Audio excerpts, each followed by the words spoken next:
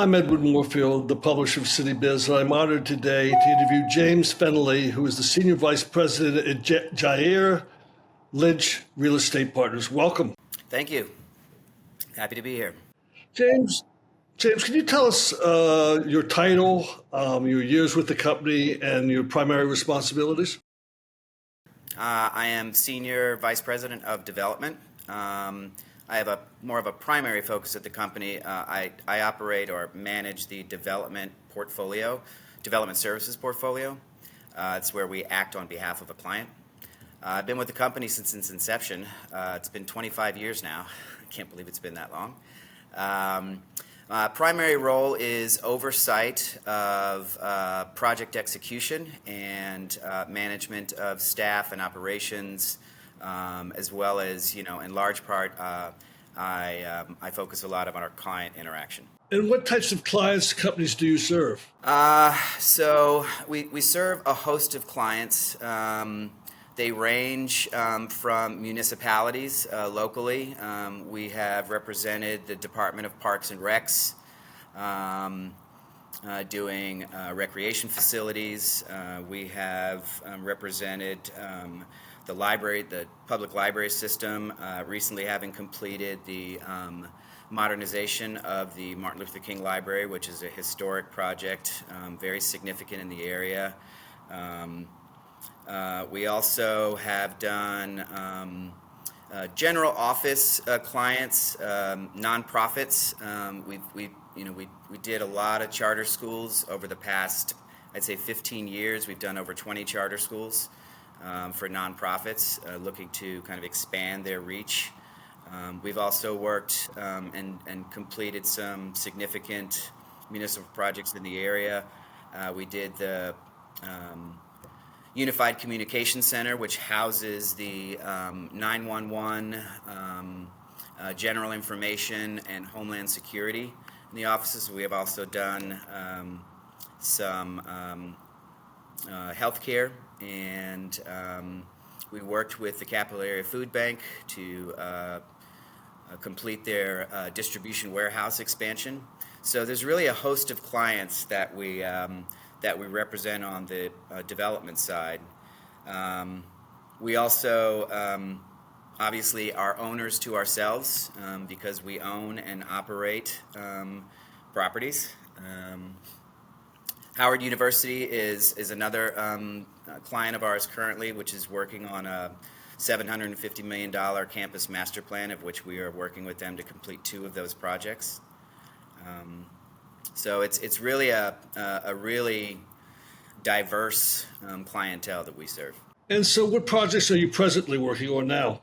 Right now, in the project I'm at today is the Washington Metro Area Transit Authority, WMATA, has decided to enter into a pretty complex transaction where they are selling their existing headquarters.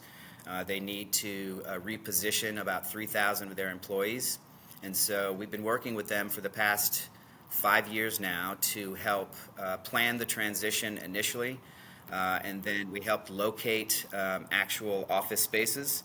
And we're currently completing 2 of those with them now, one of which was in D.C. They actually touched the District, Maryland, and Virginia, and so they've decided on headquarters in all 3 of those spaces. We're completing the Virginia one now, and we completed the DC one last year.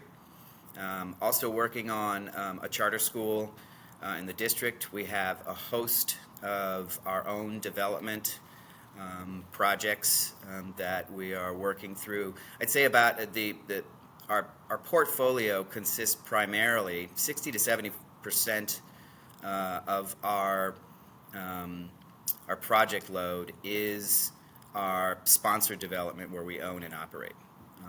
30% obviously makes up the development services.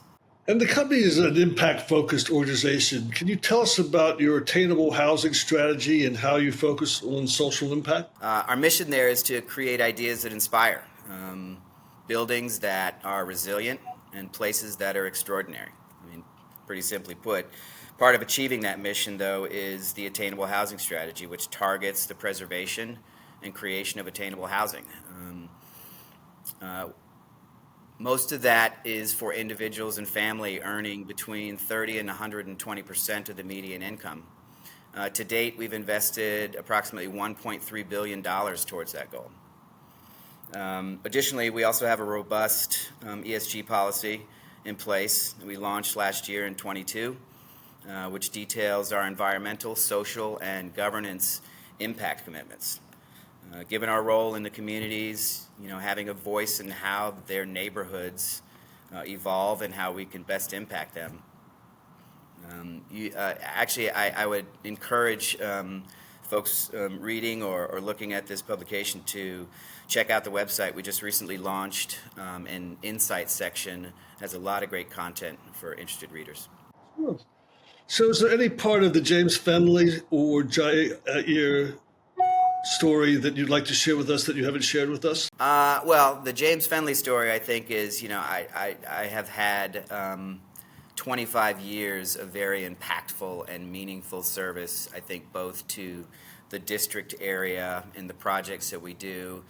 I consider myself a DC native, although I wasn't born here. I grew up here with Jair. I think Jair and I both recognized the value of creating better communities and impactful places in an area that we grew up in.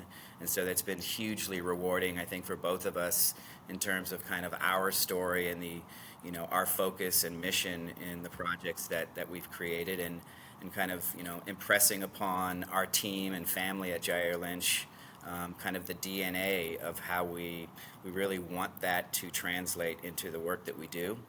And having done so much work in this area and starting to expand our footprint both into Maryland and Virginia, I think we're really just happy to now start expanding down to areas like Atlanta and taking that same model of impact and creating these extraordinary, impactful places for people to really kind of prosper in, and looking forward to getting down there and starting to do some work. And the fact that we've now planted our flag down there is pretty exciting for us. We're looking to get more familiar with that market and see if we can take and translate some of the successes that we've had here to the Atlanta area. James, I want to thank you for your time and for sharing your personal story and the Jair Lynch story. It's a compelling story, and we look forward to following your growth and the new horizons that you set in the future. Thank you. My pleasure. Thanks, Edwin.